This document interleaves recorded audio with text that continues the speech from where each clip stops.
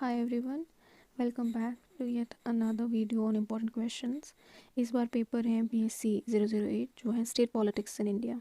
तो ये paper fairly lengthy है but I've tried to enlist the most important topics that have appeared in the paper from last few years. तो सबसे पहला question है union state relationship. Union state relationship एक बहुत important question है. इसमें एक दो सब टॉपिक्स भी हैं.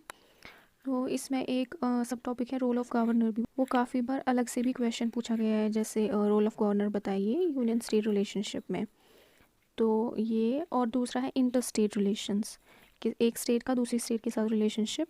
और इसमें एक चीज़ है इम्पॉर्टेंट कि according to constitution what's the mechanism for resolution of inter state disputes. मान लीजिए दो स्टेट्स के बीच में किसी बात पे डिस्प्यूट हो गया, जैसे एक कॉमन डिस्प्यूट होता है वाटर रिसोर्स पे. तो कोई नदी फ्लो होती हैं from one state to another, how the water should be distributed. And और अगर कोई स्टेट प्रोजेक्ट वगैरह बनाना चाहती है उस वाटर पे, लाइक डैम और समथिंग लाइक दैट, तो उसका क्या तरीका रहता है अगर कोई डिस्प्यूट वगैरह हो जाता है. एक और सवाल है रीजंस फॉर स्टेटहुड डिमांड. तो काफ़ी सारी स्टेट्स पहले से और अभी भी एक अलग स्टेटहुड की डिमांड करती हैं.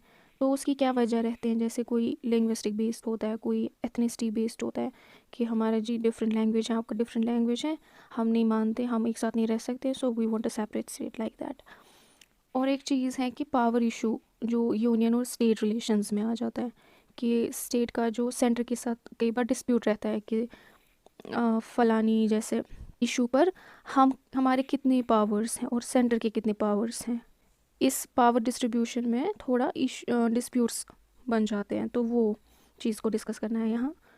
और constitutional amendments that shaped union state relations के after independence over these years. Union यानी कि सेंटर और स्टेट रिलेशनशिप में को बेहतर करने के लिए और उसको एक अच्छा शेप देने के लिए कौन कौन सी कॉन्स्टिट्यूशनल अमेंडमेंट्स की गई सेंटर में. जैसे इसमें कुछ अमेंडमेंट्स के आपको नाम भी लेने हैं, जैसे 42nd अमेंडमेंट 1976 में. तो इन सारी अमेंडमेंट्स से चेंजेस लाई गई और ज़्यादा क्लियर किया गया. एक और सवाल है पार्टी सिस्टम को लेकर के. जैसे कि हमको पता है कि कांग्रेस एक मेन पार्टी रही थी फ्रीडम स्ट्रगल के टाइम पे, और फिर जब इंडिपेंडेंस मिला तो काफ़ी समय तक कांग्रेस की ही मोनोपोली रही पॉलिटिक्स में. तो वही एक पार्टी थी जो जीती थी सेंटर के इलेक्शंस और बहुत सारे स्टेट के इलेक्शंस. लेकिन इसको 1960s के बाद थोड़ा चैलेंज मिला स्टेट्स में पर्टिकुलरली, तो थोड़ा बहुत ना वो डिसकंटेंट आने लगा और जो कांग्रेस का है डिक्लाइन होने लगा थोड़ा थोड़ा. तो वो हमें बात करनी है इसमें.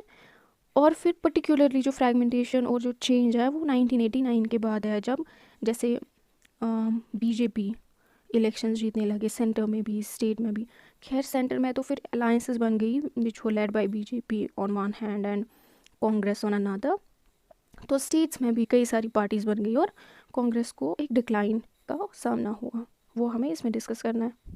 एक और सवाल है प्रोटेस्ट मूवमेंट्स के बारे में, कि प्रोटेस्ट मूवमेंट्स के कैरेक्टरिस्टिक्स कैसे होते हैं, इनका नेचर कैसा होता है, कब प्लेस करती है और इनके फीचर्स क्या होते हैं. दूसरा होता है पैटर्न्स की, कैसे मतलब ऑर्गेनाइज होती हैं और क्या कई इनमें सिमिलैरिटीज़ होती हैं कई सारी मूवमेंट्स में.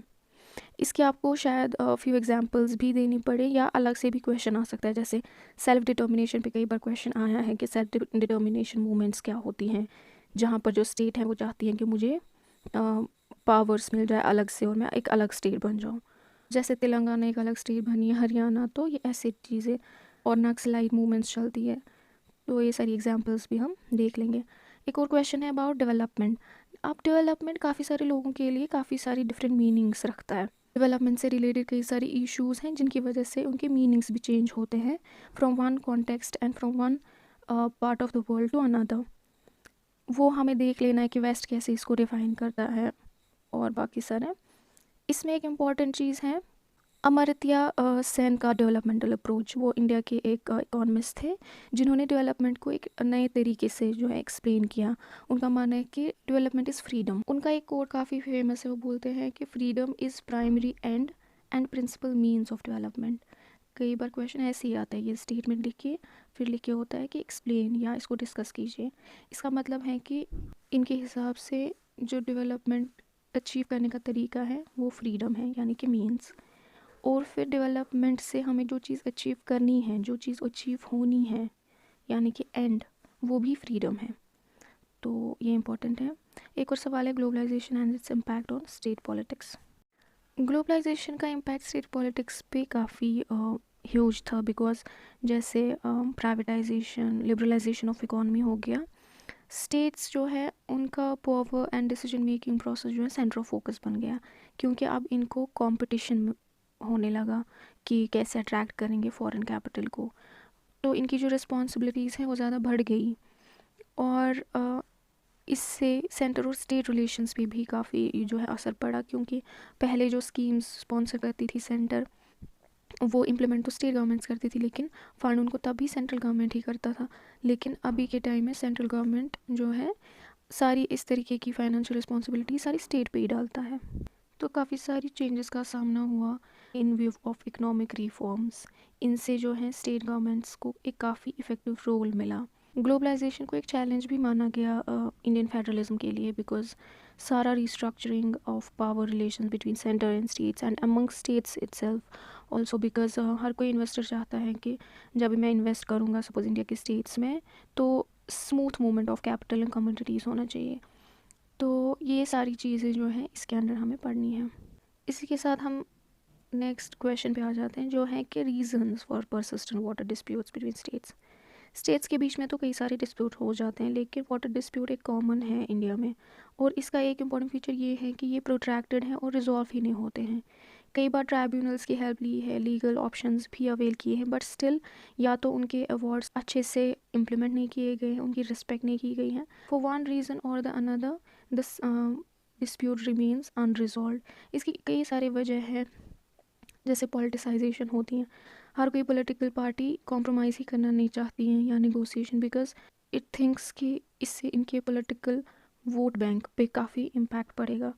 तो इसी पॉलिटिक्स के अराउंड ये इश्यूज जो हैं अनरिजॉल्व रहे हैं, और भी कई वजह होंगी जो इस टॉपिक के अंदर हम पढ़ेंगे।